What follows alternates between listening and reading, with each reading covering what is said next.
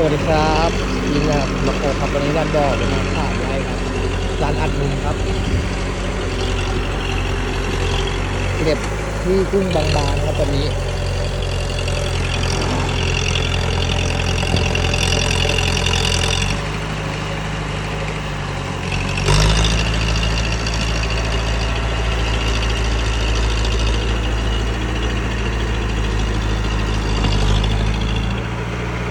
ใครมีงานแฮกเกอร์มาโคติดต่อได้นะครับ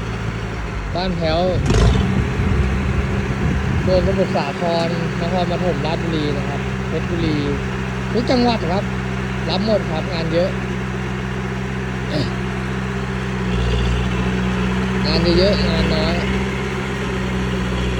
ได้ไกลครับติดต่อมาได้นะครับ